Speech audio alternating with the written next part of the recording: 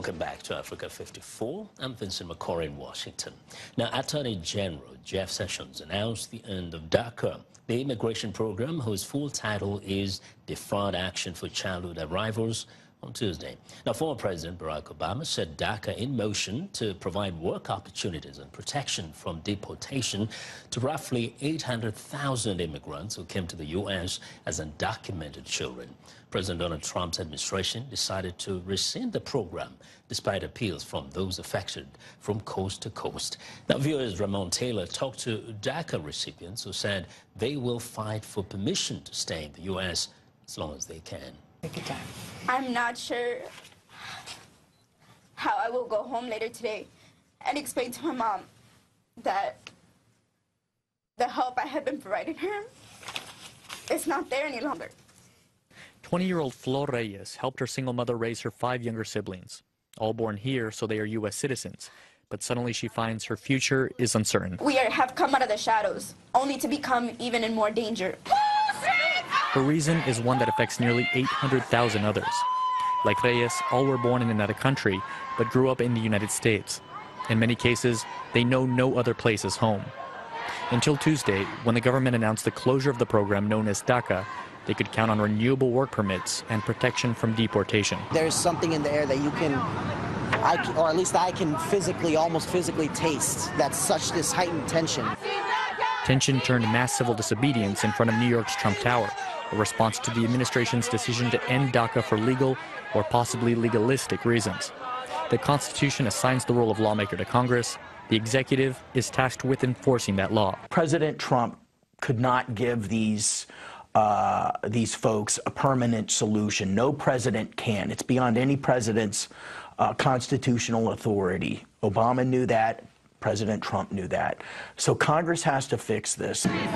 It's a point that doesn't sit well with activists and leading proponents of the program, from the White House to Trump's hometown, who argue the decision is an act of hypocrisy. The legal analysis about DACA's legality has not changed at all. It is the exact same legal analysis that existed at the very start of the Trump administration.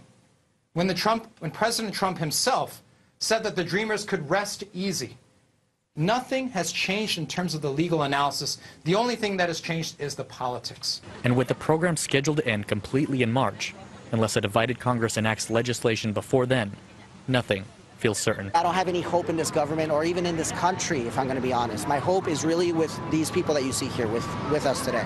This is where the movement's going to really get its power, and this is the people of really who are going to lead the next generation of warriors. We are the voice within your heart, times 11 million, so listen, come on out. Ramon Taylor, VOA News, New York.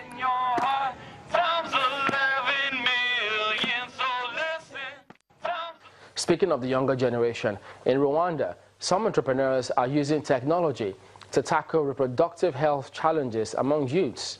Tanting, an app developed by 2 sisters, is opening channels of communication on reproductive health issues, while another innovation, Girl District, an educational hub, produces comic books on sex education for girls. Well, both are courtesy of a United Nations Population Fund program, which supports innovative ideas. Have a look. The absence of information about reproductive health issues among children and adolescents could make them vulnerable to diseases and unwanted pregnancy for girls. And such populations are in restricted areas such as refugee camps with little or no access to education or modern technology. They become more at risk. A phone and web application recently shared at the Mahama camp in southern Rwanda, home to 50,000 Burundian refugees, aims to provide access to young people. The app, known as Tanting app, was developed by twin Rwandan medical students who see technology as a solution to the information gap. We are going to equip them with those tablets and then a router with Wi-Fi, so that they can come in a quiet room and then they can go through our apps and website and they can ask different questions. Tanting provides access to reproductive health-related information via online guides called Aunties. The app was developed through the support of the United Nations Populations Fund's Innovation Accelerator program, which supports young entrepreneurs. We have also young people who are in the community who are not in schools. Those young people and youth, they also need that information. So you have really to have an approach which is holistic and which is also multi-sectoral, so that at least each and every young person can have access to that information. Another innovation supported by the program is Girl District, a creative and educational hub that provides comic books and education curricula around sex education for girls.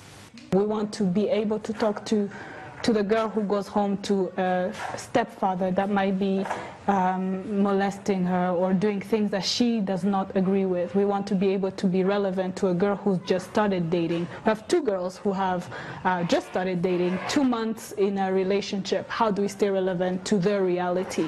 The UNFPA program also works with regional implementing partners to ensure sustainability. Programs such as the Accelerator are very key, they're very instrumental in shifting the dynamic, because you are now in a dynamic where young people are not the ones who receive the information and they have to absorb the information. They actually go themselves, look for the right information and share it to their peers. And I think we should encourage that not only in East Africa, but across the continent. The UNFPA Innovation Accelerator has so far received 800 ideas from young people addressing sexual and reproductive health challenges across East Africa. The program has received funding from the UK's Department for International Development, enabling UNFPA to tap into vibrant local networks of social innovators in the region.